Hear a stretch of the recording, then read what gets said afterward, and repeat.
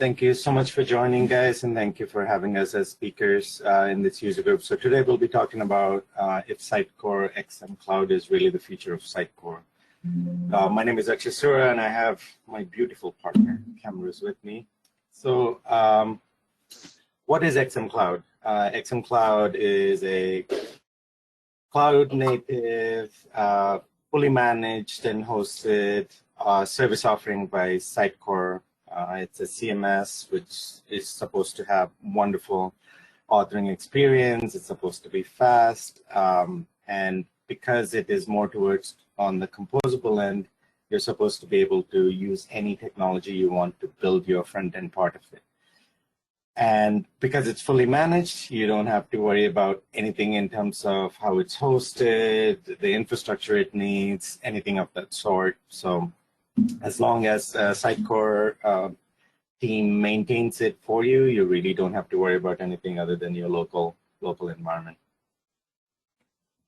Yeah, and XM Cloud isn't just the CMS platform as we know it. We're so used to just having Sitecore XM, the content editor, the experience editor, but XM Cloud is actually a more services that are also built in around as a platform. So you have the content authoring experience through a new service called Sitecore Pages, which we'll talk about later.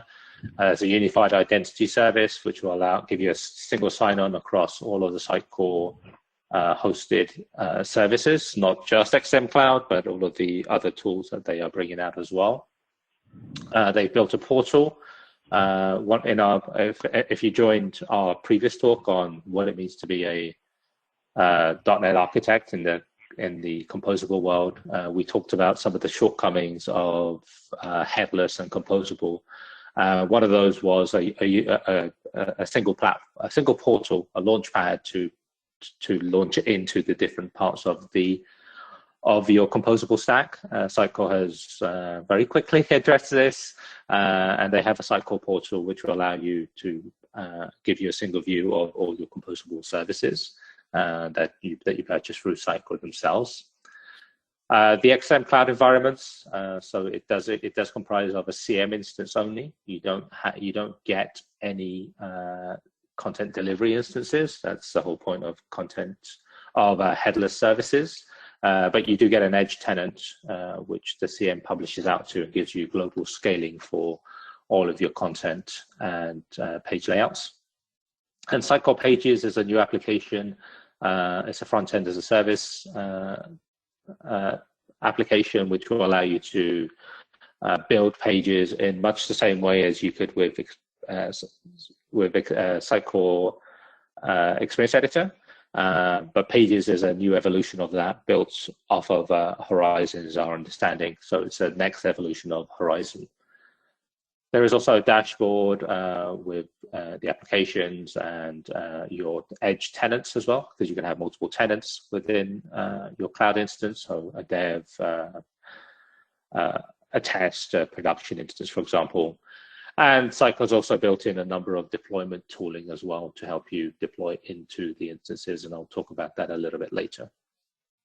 Yeah, and then one thing to remember is right now for XM Cloud, there's supposed to be two CMS flavors. One is the one which is currently coming with it at this moment, but there's a second offering which is more of a simplified headless CMS, which is supposed to come in the future. We don't know any details about that yet, so we won't be talking about that at this moment. Yeah, right now XM Cloud will be much more familiar to everybody here because it looks much more like Sitecore XM with the content tree and the desktop and the launchpad when you go in. So for most of us, this is what we have been used to working with, but it's now just fully managed SaaS service, but we have to work with it in a headless way. We can't do it the old-fashioned MVC way. And there is a new version, a new instance, a new headless offering coming out based off of Content Hub. And it's supposed to be the content as a service, right? I think it's I don't know what the official name for it is. I don't think they have a name for it yet. That one will be more like Contentful from the screenshots that we saw, where it's more about like a content editor view of data rather than XM, which is a content editor plus the WYSIWYG editor as well.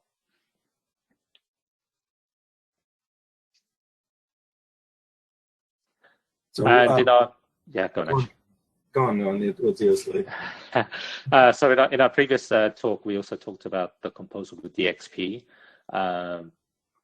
So the cloud. So again, as a reminder, composable DXP is where you have different services for different parts of your stack, of your solution.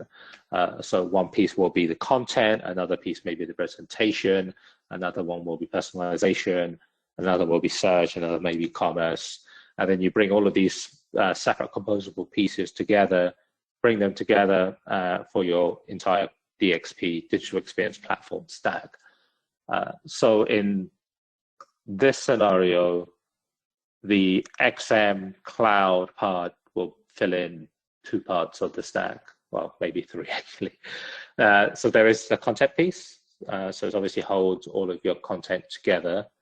There's a binding of a presentation, although it just holds presentation information. It doesn't host your presentation like you would in current XM or XP. You don't deploy your hosting code into the instance. It will act headlessly. As a separate piece, there is some personalization that you can do using Sitecore Personalize on XM Cloud. It's a flavor of Sitecore Personalize, but it's a much more basic flavor than if you went for the full and separate Sitecore Personalize product. So you can do some basic personalization within XM. It's loosely integrated in a composable way. It's not fully integrated in the same way that Sitecore XP personalization was. And then the next one, which is kind of interesting, I know we keep going up about the same concepts again and again, it seems like, but the reason why we do that is because it all makes sense and it's very, very relevant. So one of the things which we're moving away from is the monolith. So we are all used to building on the Sitecore instance. Our data templates know how they're going to be displayed. We store them in the layouts and all the renderings, and we have all kinds of settings on it. And our content is super close to how it's going to look. We know exactly how it's going to look, how it may change based on personalization or whatever that is. But that's how we are used to working. Our front-end code knows very intimately how to bring the information and how to show the information. When you go headless, which is what XM Cloud is, its responsibility is to let you author content. Its responsibility is to give you the content the way you need. So from an XM Cloud perspective, it lets you author the content and provides the content to you via the Edge framework. So whether you're using it for JS, or you just want to use GraphQL to use it on some other technology, it's totally up to you. The backend does not know how this data is going to be used. I can either use it on a mobile app, a POS system, a front-end app, or like an actual website. So there's a disconnect here in terms of what a headless CMS is, and that's a concept which we have to keep in mind when we're going to XM Cloud, because that's the model in which we need to operate. We no longer have that close relationship with how the layout is going to look. The difference here is in XM Cloud instance, you can author how the presentation should look like. It will be provided through the API endpoint. Whether you use it or not, it's totally up to you.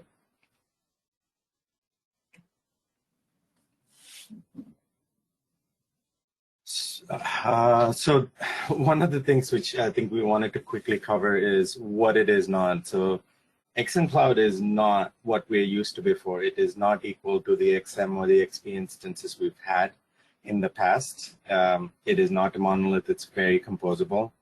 It's fully managed. What that means is imagine having a service out there which you pay for. Someone else takes care of it. It is not your headache. And it is not something you worry about in terms of uptime. As long as the SLAs are met, it is managed.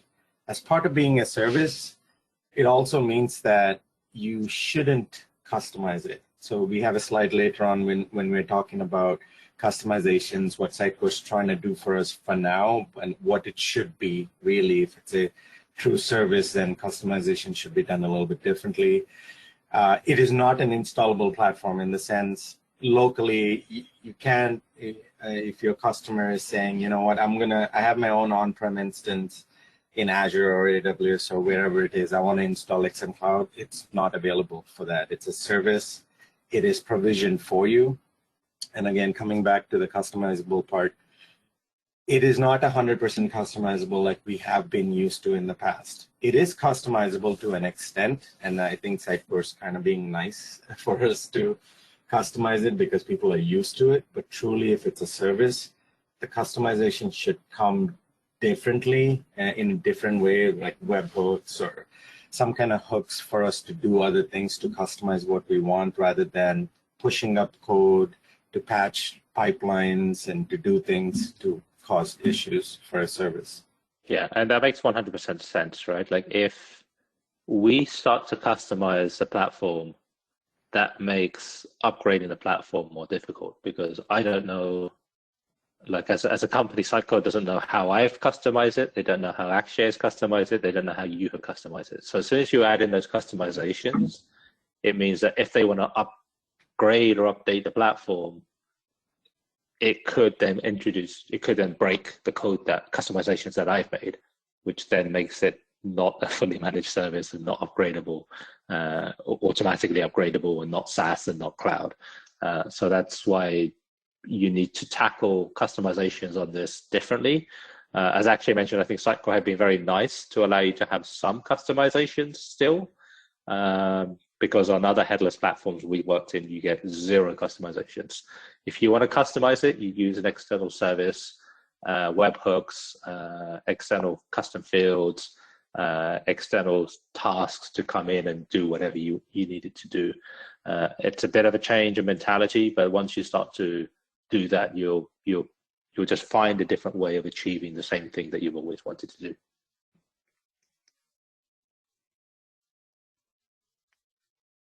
All right.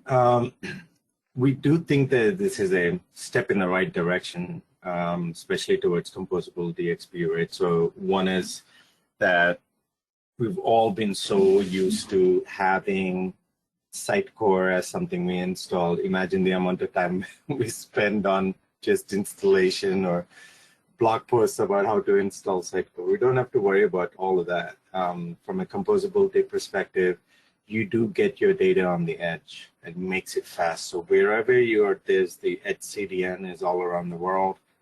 The closest endpoint is what you hit. You get the data in the most standard format possible, which is GraphQL. And you could do with it whatever you want. If you want to build a JSS app, you could do that. If you want to build a Next.js app, you could do that. You want to use whatever front end you want, you could do it. And that's what Sitecore is doing to go towards it. I think from a giving us the option to do it, I think they've made the right step. Just imagine that this is a progression of all the things Sitecore, right? And we have slides coming up to walk through it. You can't do it in a day. It is a progression and it is towards the right direction.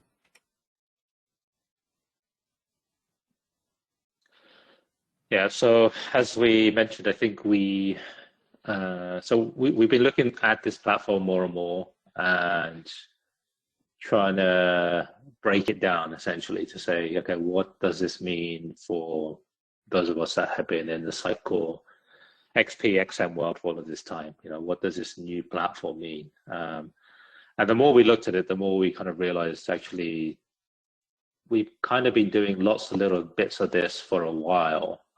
We might not all have been doing it because we haven't worked on those projects, but Sitecore has been coming to this point over the last several years. It's been the small evolutionary steps, and so we wanted to break down what this evolution looked like.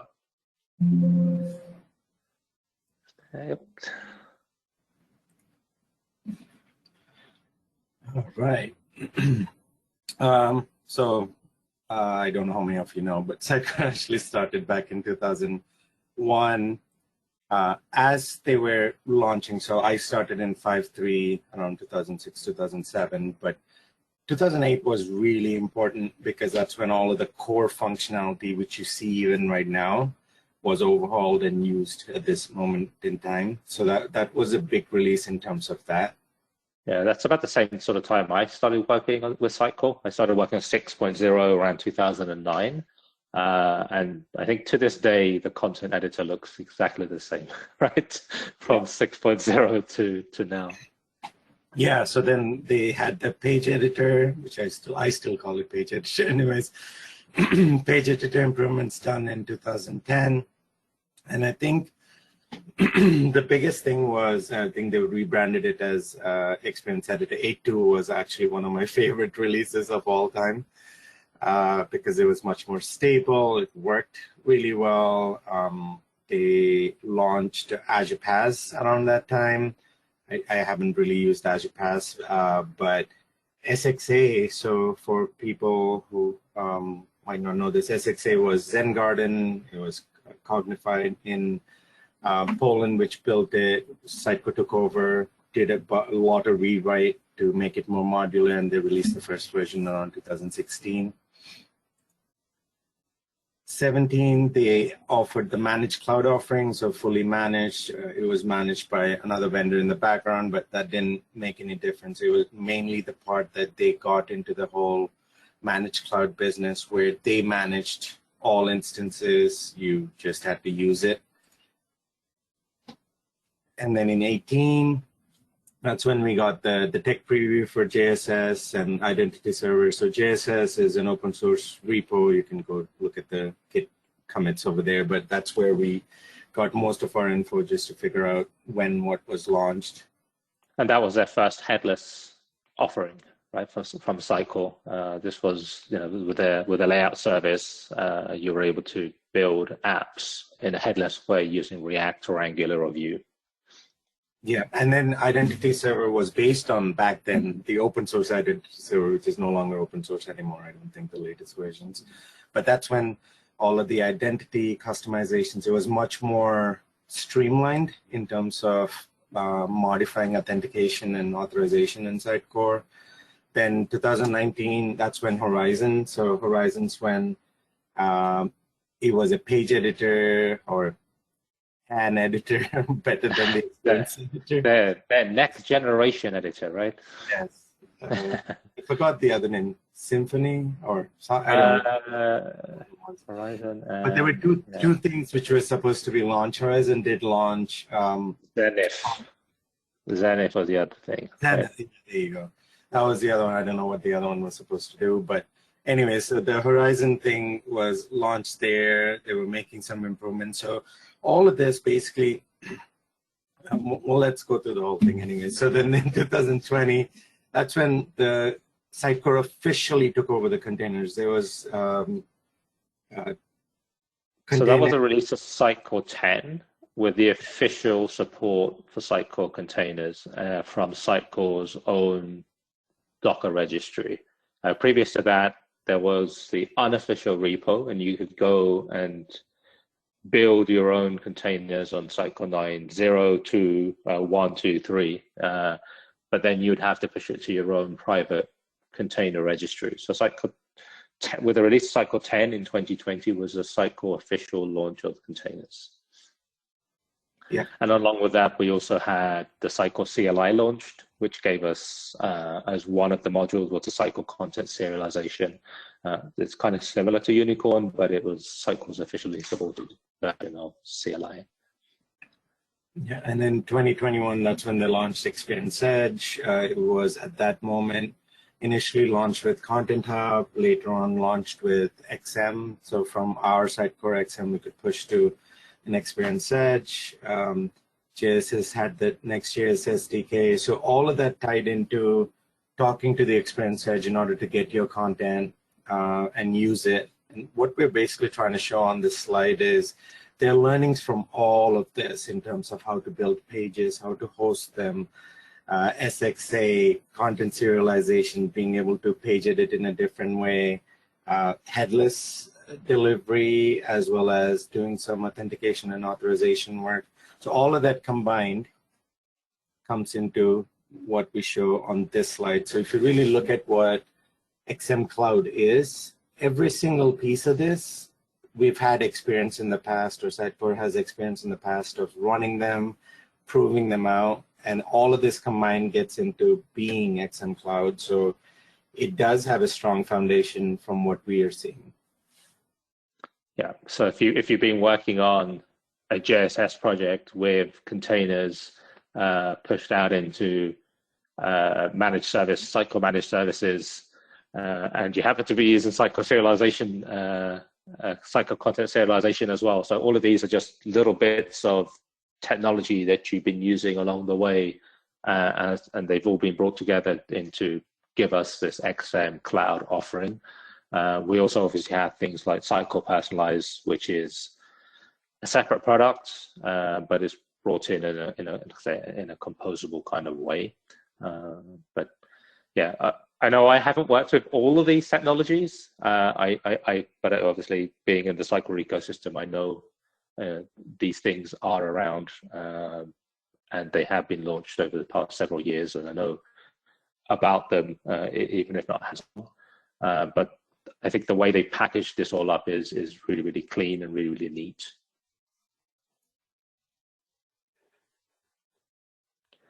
So if we talk about the development experience, how we would work with XM Cloud, because again, this is going to be somewhat different for a lot of us.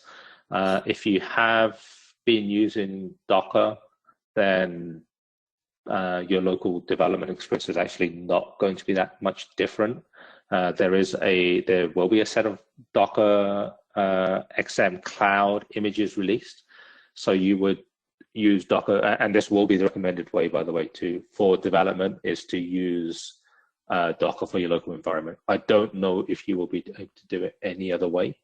I don't know if you'll be able to, as Akshay mentioned earlier, they don't have an installable software. So I think containers is going to be the way they recommend you work with XM Cloud locally.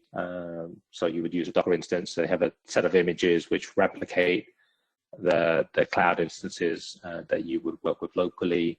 They have a mock service that would replicate what you get out of Edge, Experience Edge, in terms of a GraphQL output, that as well.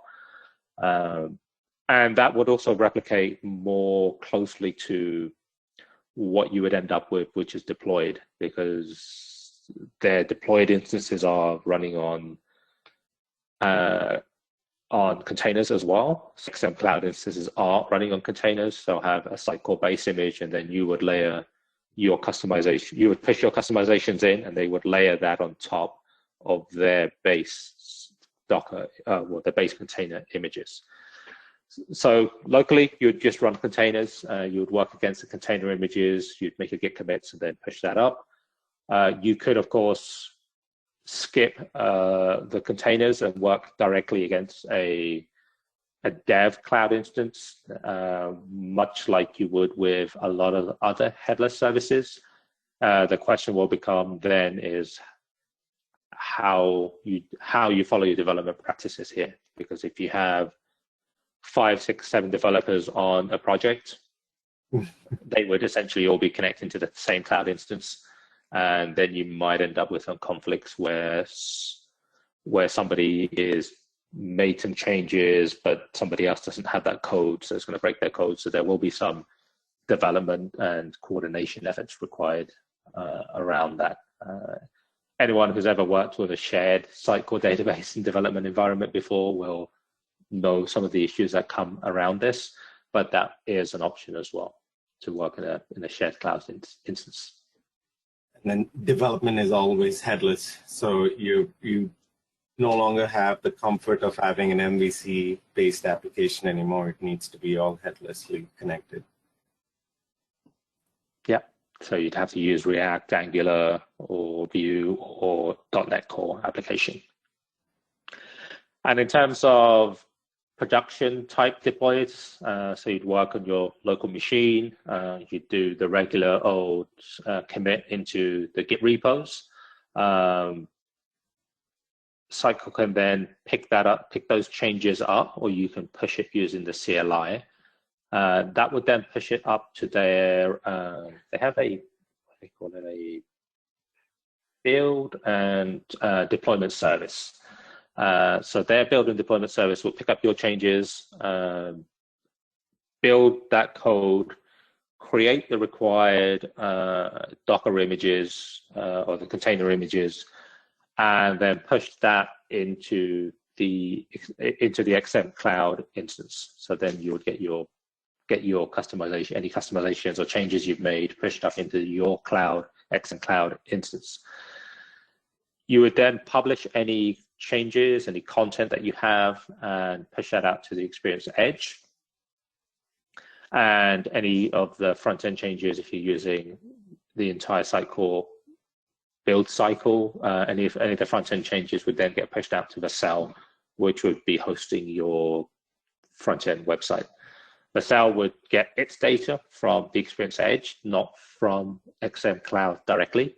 Again, it's a headless application. Vercel only does static sites, so things like React, Angular, Vue, that kind of thing. If you wanted to have a .NET Core application, again, it'd have to use a .NET Core rendering host. You'd have to host that yourself in something like Azure or something like that. Again, that would be replacing Vercel in this case, and it would be connecting to Experience Edge. And in terms of, I did mention customizations and pushing your changes across to the XM Cloud instance in the containers. But you have to be very, very careful of customizations, because as soon as you make a customization, it may break an upgrade path in the future. So it's better to instead use serverless functions, Azure functions, or Vercel functions, or Netlify functions, or whatever for AWS functions, whatever you're using, it doesn't matter. It's better to use functions instead. Sitecore is building out a new set of APIs, so that will allow you to call in from an external task into your Cloud XM instance, into these API to carry out a bunch of tasks. So things like archiving, kicking off indexing, kicking off jobs, or publishing. They have a whole bunch of APIs that they are building out, so more will be released on that soon, hopefully.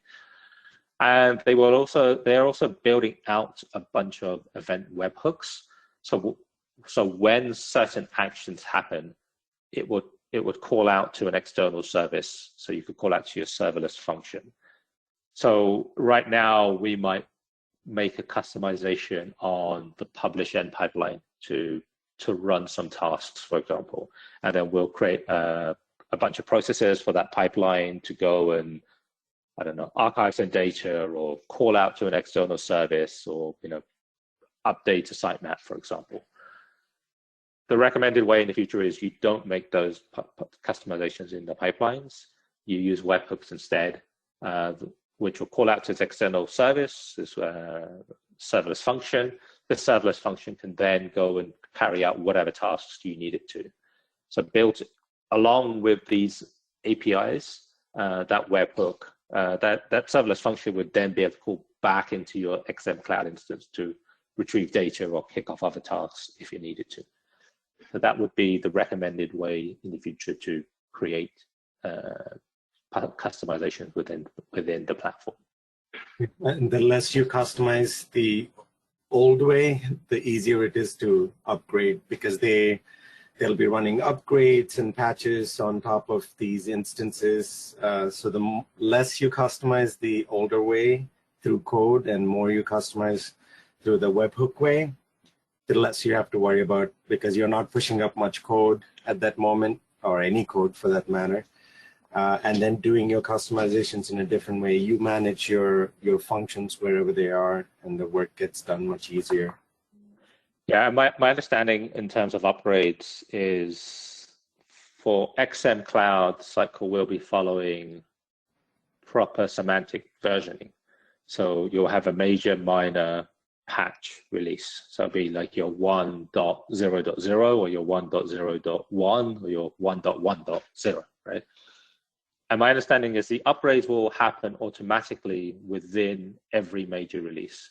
So 1.1 or 1.2 or 1.3 upgrade can happen automatically because they guarantee there will be no breaking changes between those releases.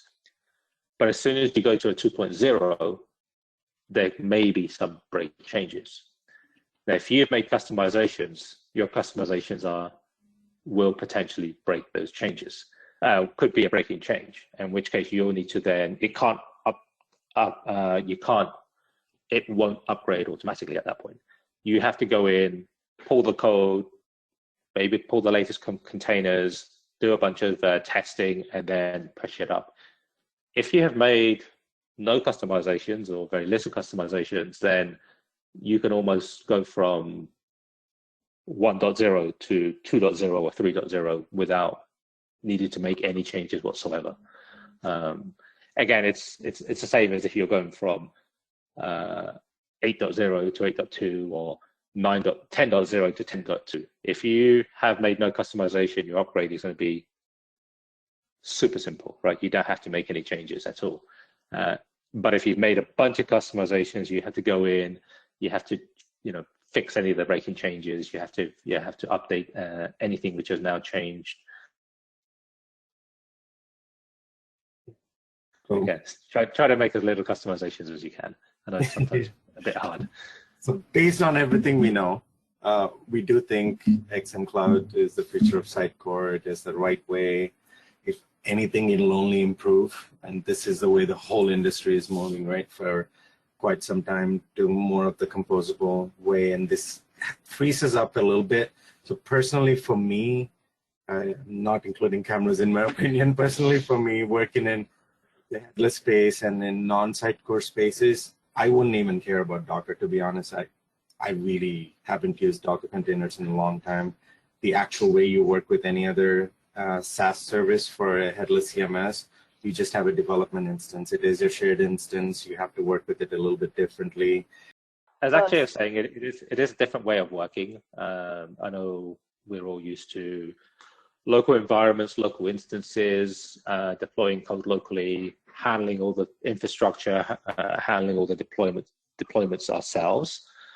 But having worked with headless services ourselves in other forms, it really does make a big change in how we work.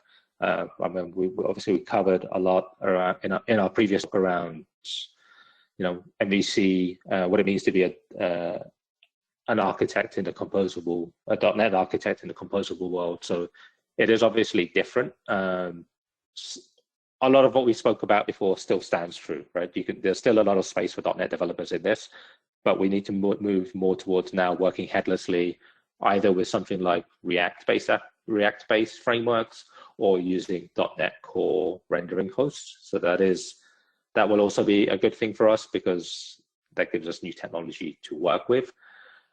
Not having to deal with Sitecore instances and not having to deal with Sitecore infrastructure will be a big relief for a lot of us, especially people like me who have to deal with this a lot on a day-to-day basis. It then becomes Sitecore's problem. Not have to deal with upgrades is going to be a big win as well. Not having to deal with scalability, bug fixes, bug deployments, hot fixes, all of these things will just be handled automatically for us by the platform. If there's a big security announcement tomorrow that Newsonsoft version 9.6 is compromised, you need to upgrade to 10.2 immediately, then Sitecore will have to handle that, not us, and they will do that much quicker than we will be able to do that. I know of a lot of projects I've worked on where a security announcement will be made, but that fix isn't in place for several weeks at least. And I had a stat the other day that as soon as an exploit is announced, there are hackers trying to make use of that exploit within 15 minutes of it being announced, because they know people will take several weeks at a minimum before that is patched. So it's a different way of working. I know Akshay mentioned he doesn't like working with Docker, but this still gives us, and this still gives us local development environments on a Docker instance. And I haven't seen this with any other headless platform, because they all do connect to a cloud instance. This gives us both options. It will allow you to work in isolation, to use the Sitecore content serialization tool in much the same way that we had been using TDS or Unicorn in the past for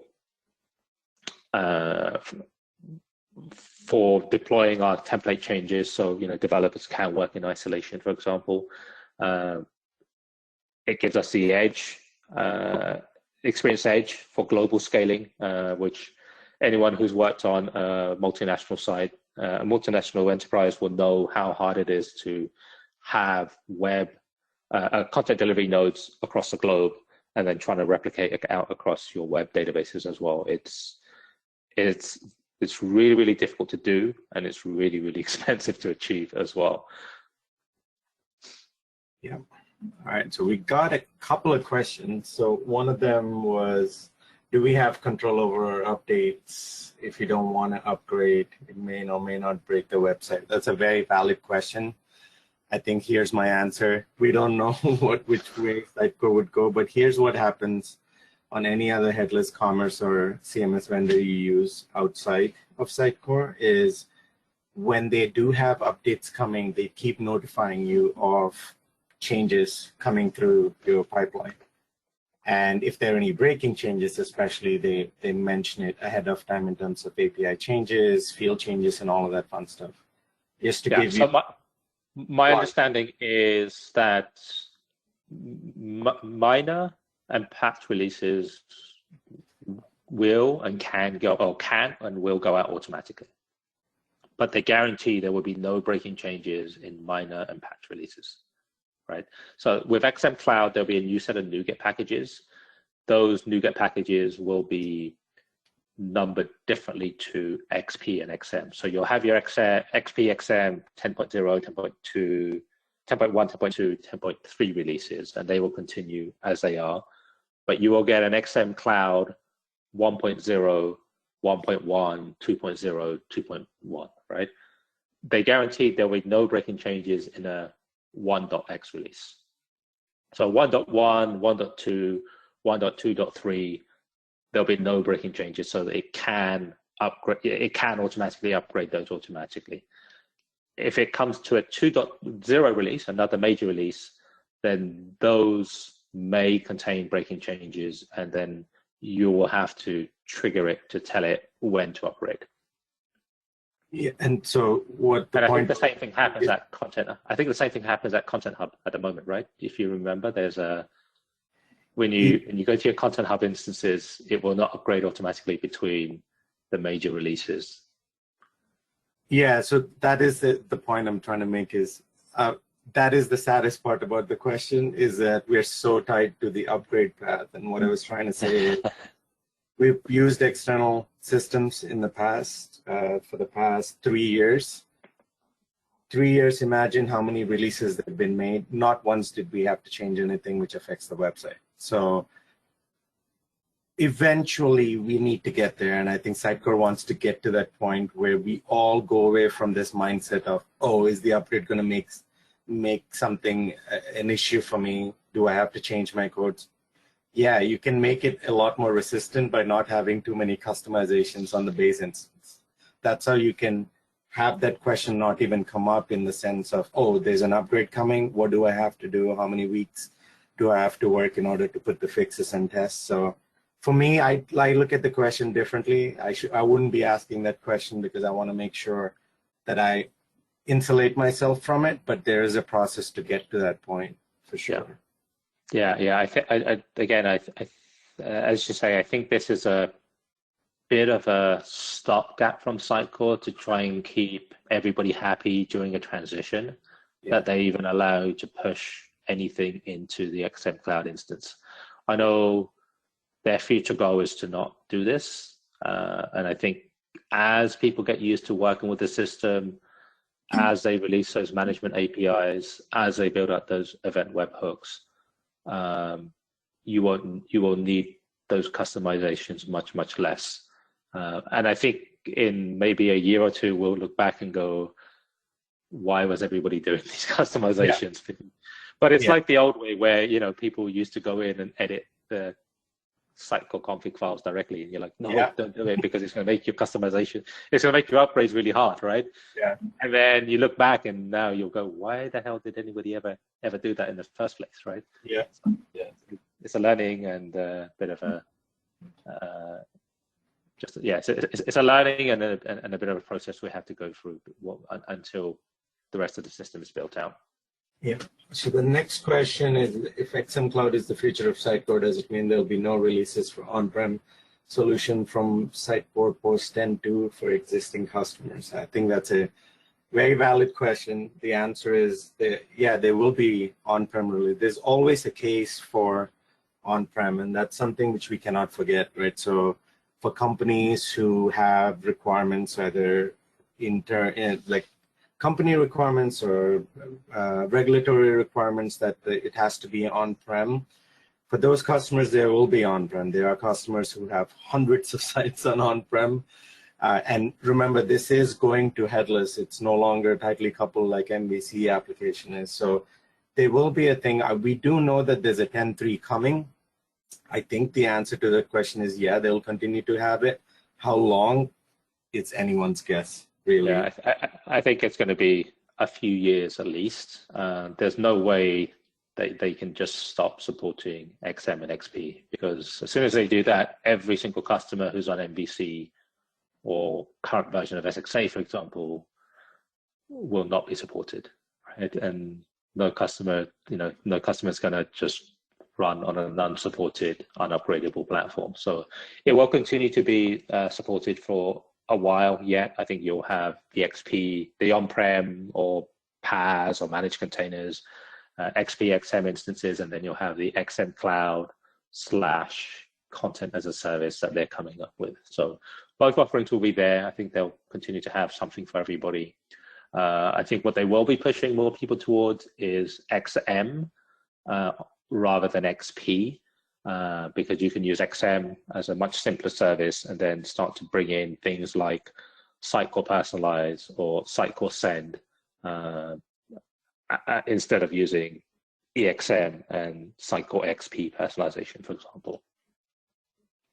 Cool. The next question, I think I can answer it, but I think you should answer it, Kamruz. It's how to handle Sitecore upgrades from on-prem, say 9.0.2 .NET MVC to XM Cloud, as XM Cloud only supports headless, either JSS or .NET Core rendering. Yeah, so there is no easy upgrade path for this one at the moment.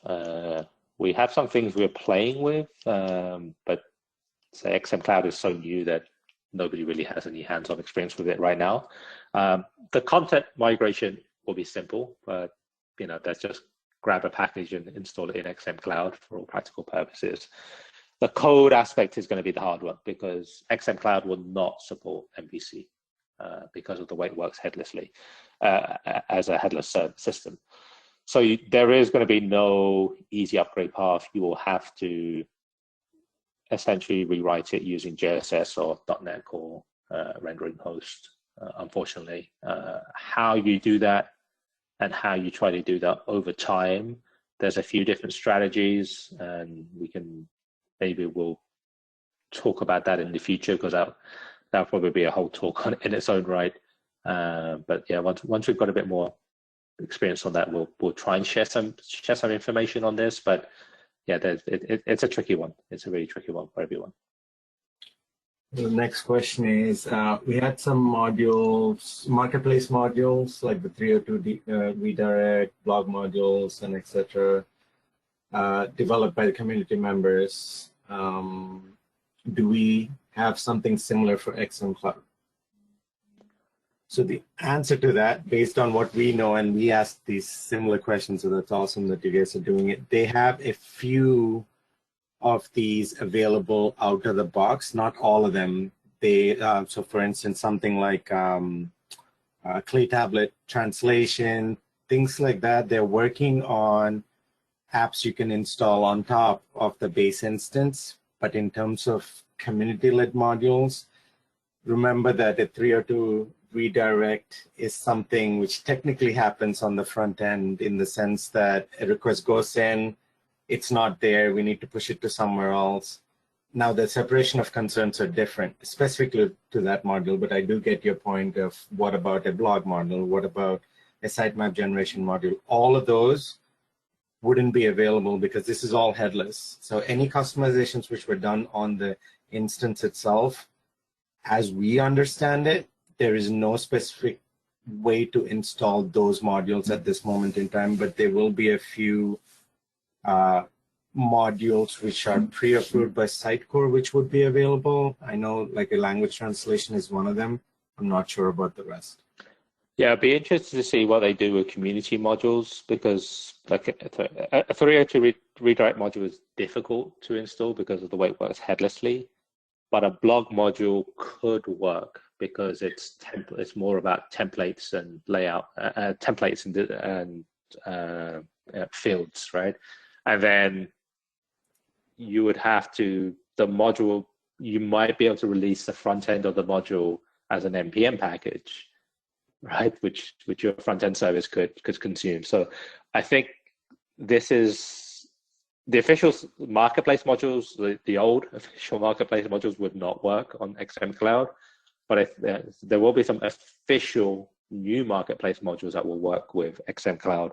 And I think there will be some unofficial community modules that people figure out how to make it work in XM Cloud, but it would have to, most of these would have to be rewritten. I don't think the old ones would translate across as they currently do. Sitecore PowerShell extensions, I know it's one of the most used modules in the community, is available in XM Cloud out of the box. So that's some good news there at least. Yeah. The next question is, Sitecore XM has pages, right? And here we also talk about headless content delivery through Edge. Now the question is how these two different concepts work together. Can we say pages can be used if you don't want to use rendering hosts for headless CMS?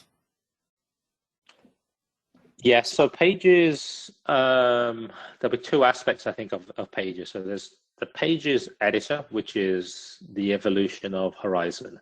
So with that one, with that part, you will have to still write the React code, the front-end code, or .NET Core code. And it's just a replacement for Experience Editor for all practical purposes. There is the Sitecore, I can't remember the name. Was it Sitecore Pages or was it Sitecore Compose? Where they were going to come up with a bunch of pre-built sites and modules, right? Yeah, I remember something like that. Yeah, so they mentioned it at SUGCon. So you would essentially be able to just have, spin up an XM Cloud instance and say, I want to use this theme in much the same way as you could with WordPress. So you could go in, spin up a WordPress instance, you go through, you pick a theme, you install it, and then you just start building your site. I think we're still waiting on more information on that. That is something that they announced at SUGCon Europe, that they would, that's something that's coming. So yeah, at that point, we could almost do like a zero code Sitecore deployment, right? XM Cloud, install a theme, and then you can start building for the front end. They would work headlessly. I know these two are very separate concepts, but I think the way you need to look at it is you have the XM Cloud as one service, the pages as another service, and these two are communicating via APIs, the layout service via GraphQL in this particular case. And then if they have this theme that would kind of sit separately deployed into Vercel in this case. So that'd almost be like a code package that gets deployed out into Vercel, and then your Pages application is talking via Vercel to the headless service in XM Cloud. So they would purely be using APIs to communicate, and not like the old way where it's tied in and talking via pipelines and processes and that kind of thing. So it worked much more like JSS works, actually, as it happens.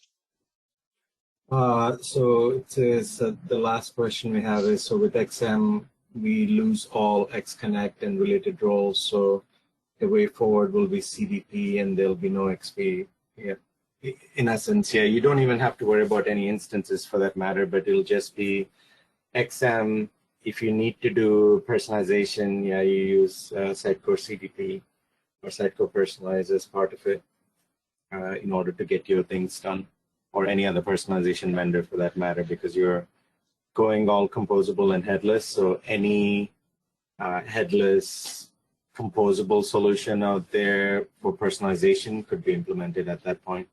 Yeah, if you wanted to use something like like Uniform, so this was something you may have already used that with existing projects. You could use that, or something like Comsia, something else that we've been using lately as well. So these are, it doesn't matter. It's completely headless. It's completely composable. But yeah, thankfully we lose all of the XConnect stuff. I'm pretty happy not to have to deal with that. Any other questions, guys? Those no commerce. I know you love commerce, Akshay. So there's no more Sitecore experience commerce integrations either. You can use Order Cloud for that one. Yeah. So yeah, like any other questions, let us know. These are all very valid, very real questions, and thankfully, we asked similar questions to the team. We talked to a lot of people, so we were glad we were able to get the answers for you guys. And there's an XM Cloud channel in the Sitecore Slack. Any other questions you have, the people out there answering questions in there. So just dump it in that channel. If there's something useful from that, you should probably post it on Stack Exchange and answer it yourself if you like. But yeah, and as we get more hands-on experience, we'll hopefully do another presentation of showing a hands-on demo. Oh, we got one more question. So the question is, missed the initial conversation as part of XM Cloud. Where does the data lie in Sitecore Cloud, Azure, AWS? Do we have an option to configure? The answer to the question is, why do we care? Right. So like it is a service, whether it's on AWS or Azure, we don't know. Most likely on Azure, just knowing Sitecore, but we do not have an option. It is a managed service. They manage it for us. If your requirements are to control where the region is and things like that, I'm sure they can work something out. I think there is an option. I think from what I heard, there is an option to select the region. So you deploy your XM Cloud instance out. You will be able to select what region it gets deployed out to. That really only matters because obviously, if you have your content authors connecting to the instance, then if they're closer to the region, it's going to be a little bit quicker, right? It makes zero difference for the delivery because it's just the delivery is on Experience Edge, which is globally scaled. Yeah, and then the follow-up question for that was, how do we make sure the security aspect of it if they host it? So I'm not sure which security aspect you're talking about in terms of making sure the instance itself is secure. That would be part of the managed cloud offering for them to make sure penetration testing, all of this stuff, including the data, right? It would be the job of the service provider. In this case, it would be Sitecore. The gentleman, whoever said the data security in there. I'm sure their contracts and the agreements will specify all of these things, and there'll be a lot of enterprises looking at this, so their lawyers will be looking at this in quite a lot of detail. So again, this will be for, as you mentioned, actually it will be Sitecore's problem, right, to deal with. Any other questions, guys? If not, Have a wonderful day. Thank you. This was really good. And we live for the Q&As. Q&As are the best part of any presentation for us because it brings up a lot of things, questions you can answer, questions you can't answer. So it's a lot of fun. Thanks again for all of these wonderful